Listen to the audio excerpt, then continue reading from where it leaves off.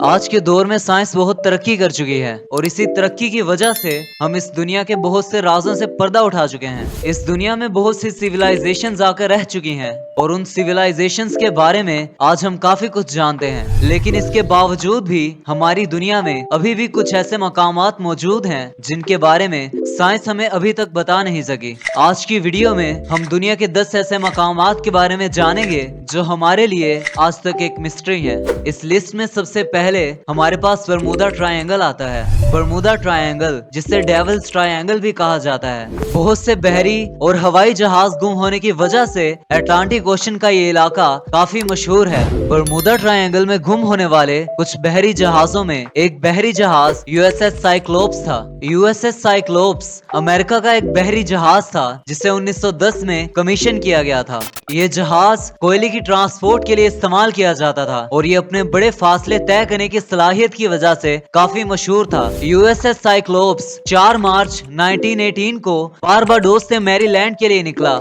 इस जहाज में तकरीबन 400 लोग मौजूद थे।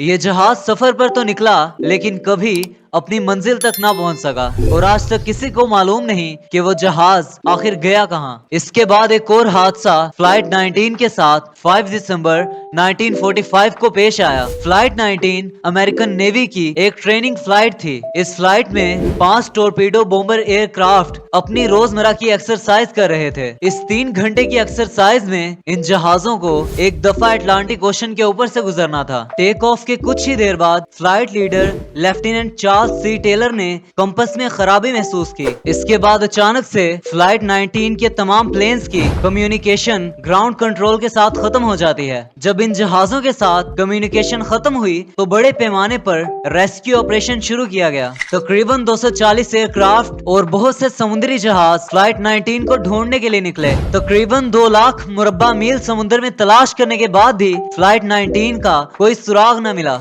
इसी तरह की और भी काफी सारे वाकयात बरमूदा ट्रायंगल में पेश आते रहे हैं। बरमूदा ट्रायंगल में हवाई और बहरी जहाजों के गुम हो जाने की वजह से लोगों ने बरमूदा ट्रायंगल के बारे में मुख्तलिफ थ्योरीज बना रखी हैं। ये थ्योरीज कुदरती वजूहात से शुरू होकर गैर यकीनी ताकतों पर खत्म होती हैं। कुछ लोग कहते हैं कि अटलांटिक ओशन के इस रीजन में मैग्नेटिक पावर बहुत ज्यादा होती है, जिसके बाद कंपस में खराबी आती है और ये हिस्सा जहाजों को अपने अंदर खींच लेता है। वहीं कुछ लोगों की थ्योरीज हैं कि बरमूदा ट्रायंगल के इस हिस्से में गैर यकीनी ताकतें रहती हैं जो इन जहाजों को गायब कर देती हैं। खैर, ये सब तो थ्योरीज हैं, लेकिन बरमूदा ट्रायंगल में जहाजों के गुम होने की असल वजह आज तक एक मिस्ट्री है। इसके बाद बारी आती है नाज़का लाइंस की, जो कि पेरू कंट्री में मौजूद हैं। अगर आप एक जहाज के जरिए पेरू कंट्री के साउथ में जाएंगे तो आपको जमीन पर कुछ ड्राइंग्स बनी नजर आएंगी। इन ड्राइंग्स को नाज़का लाइंस कहा जाता है। मिट्टी पर बनी ये लाइंस 170 स्क्वायर माइल्स में फैली हुई हैं। ये लाइंस ज्यादा गहरी तो नहीं, लेकिन लंबाई में इनमें से कुछ तकरीबन 300 मीटर तक लंबी हैं। 1500 में इन लाइंस को सबसे पहले डिस्कवर किया गया था और ऐसा लगता था कि शायद ये किसी पुरानी सिविलाइजेशन की सड़कें हैं। लेकिन 1927 में जब पेरू कंट्री के ही एक आर्कियोलॉजिस्ट ने इन लाइंस को पास वाली पहाड़ी से देखा तो इसे पता लगा कि ये सड़कें नहीं बल्कि ड्राइंग्स हैं। इन ड्राइंग्स के जरिए कहीं स्पाइडर, कहीं लिजर्ड और कहीं बंदर बनाया गया था और कहीं कहीं तो दरख्त और फूलों की ड्राइंग्स भी बनाई गई थी। अंदाजा लगाया जाता है कि इन ड्राइंग्स को 200 कबल अज़ मसीह से 700 ईस्वी के दरमियान बनाया गया था। जिन लोगों ने इन ड्राइंग्स को बनाया था उन्हें नाज़का कहा जाता है। लेकिन मिस्ट्री अब तक ये है कि इन लाइंस को कैसे और क्यों बनाया गया। इसके बारे में कुछ लोगों ने थ्योरीज बनाई है कि एलियंस ने आकर इन ड्राइंग्स को बनाया था। इसके बाद बारी आती है ईस्टर आइलैंड की। ईस्टर आइलैंड, जिसे रापा नुई भी कहा जाता है, पैसिफिक ओशन के जनूब मशरकी हिस्से में एक बहुत दूर वाक़या जजीरा है। ये एक आतिशफिशा जजीरा है जिसका कुल रकबा 163 स्क्वायर किलोमीटर है। ये जजीरा इतना तन्हा है कि इसके सबसे करीब मौजूद आबादी वाला जजीरा इससे तकरीबन 3700 किलोमीटर दूर है। लेकिन इस जजीरे की मिस्ट्री ये है कि यहाँ पर आतिशफिशा चट्टानों को तराश कर बड़े बड़े स्टैचूज बनाए गए हैं। इन स्टैचूज की हाइट चंद फीट से लेकर तकरीबन 30 फीट तक हो सकती है। इन स्टैचूज को मोआई स्टैचू स्टैचूज कहा जाता है। इन स्टैचूज को बनाने का आखिर मकसद क्या था और इन्हें एक जगह से दूसरी जगह कैसे मुंतकिल किया जाता था, ये दोनों बातें आर्कियोलॉजिस्ट के लिए अब एक मिस्ट्री बनी हुई हैं। कहा जाता है कि ईस्टर जजीरे के मकामी लोग, जिन्हें रापा नुई कहा जाता है, उन्होंने तकरीबन 1200 ईस्वी के आसपास इस ईस्टर आइसलैंड को आबाद किया था और उन्हीं लोगों ने इन स्टैचूज को भी बनाया था। हो सकता है कि वो लोग इन स्टैचूज को अपना देवता मानते हों या फिर ये स्टैचूज बनाना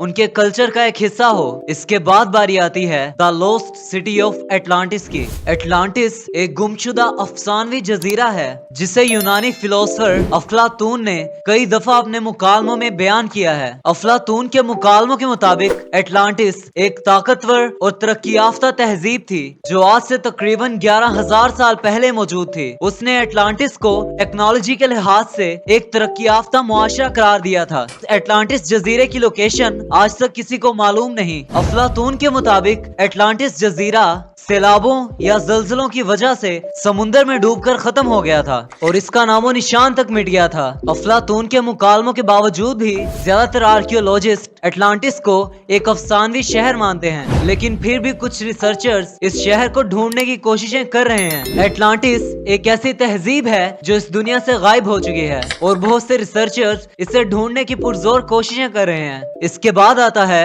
होया बासियो फॉरेस्ट। ये जंगल रोमानिया के एक शहर क्लूज नापुगा के करीब वाक़या है। होया बासियो फॉरेस्ट को अक्सर लोग दूसरा बरमूदा ट्रायंगल भी कहते हैं। वो इसलिए क्योंकि यहाँ पर सियाहों को बहुत से अजीबो गरीब वाक़यात का सामना करना पड़ता है। सियाहों के मुताबिक इस जंगल में अजीबो गरीब रोशनियां नजर आती हैं। अक्सर मकामात पर इलेक्ट्रॉनिक आलात खराब हो जाते हैं। अचानक से एंजाइटी की फीलिंग्स आने लग जाती हैं। लोग कहते हैं कि इस जंगल में गैर मामूली ताकतें रहती हैं। इस जंगल के बीचों बीच एक बड़ा सा सर्कल मौजूद है जहाँ कोई दरख्त या पौधा मौजूद नहीं। लोग कहते हैं कि यहाँ पर एलियंस का शिप उतरा था। इस इलाके को हाउंटेड क्लियरिंग कहा जाता है और सबसे ज्यादा अजीबो गरीब वाकयात इसी इलाके में होते हैं। ये सारा इलाका घने जंगल से घिरा हुआ है। दुनिया के मुख्तलिफ साइंटिस्ट और आर्कियोलॉजिस्ट इस जंगल की मिस्ट्री को समझने की कोशिश कर रहे हैं, लेकिन इस जंगल में होने वाले अजीबो गरीब वाकयात को आज तक कोई ठीक से एक्सप्लेन नहीं कर सका। इसके बाद आता है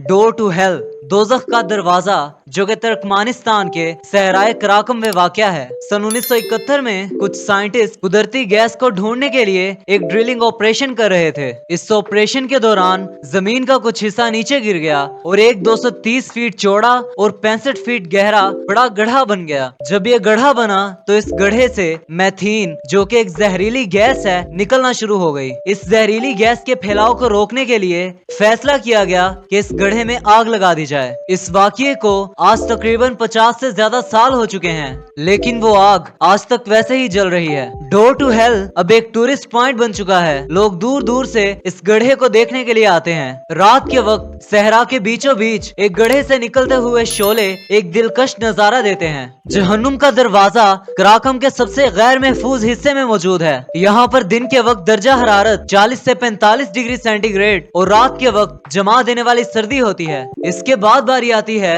द क्रूक्ड फॉरेस्ट की। इस जंगल में अजीबो गरीब शक्ल के दरख्त पाए जाते हैं। इस जंगल के एक इलाके में जहाँ तकरीबन 400 पाइन के दरख्त हैं, ये तमाम दरख्त स्कॉट पाइन के हैं, जो यूरोप और एशिया में पाए जाने वाले आम किस्म के दरख्त हैं। इन दरख्तों के तनों में तकरीबन 90 डिग्री का मोड़ है। इन दरख्तों की टेढ़ी नशोनमा की वजह आज तक साइंटिस्ट को मालूम नहीं। एक थ्योरी के मुताबिक इन दरख्तों को जानबूझकर ऐसे ग्रो करवाया गया था ताकि इनसे बाआसानी कश्तियां और फर्नीचर बनाया जा सके। इन दरख्तों की वजह से इस पुरस्रार जगह को लोग दूर दूर से देखने के लिए आते हैं। और फिर आता है इटरनल फ्लेम फॉल। जो चीज इटरनल फ्लेम फॉल्स को मिस्टीरियस बनाती है वो इसके अंदर जलने वाली आग है। इस आबशार के पीछे आग जलती है। ये आग चट्टान में मौजूद एक दरार से निकलने वाली गैस की वजह से जलती है। इस चट्टान से निकलने वाली कुदरती गैस में मीथेन की ज्यादा मिकदार होती है। मीथेन जब ऑक्सीजन के साथ रिएक्ट करती है तो आग जलती है और सल्फर गैस की मौजूदगी की वजह से ये आग नीले कलर की होती है। ये चश्मा अमेरिका के चेस्टनट रिज पार्क के अंदर मौजूद है। ये पार्क तकरीबन 1200 एकड़ से ज्यादा खूबसूरत जंगलात, घाटियों और आबशारों में फैला हुआ है।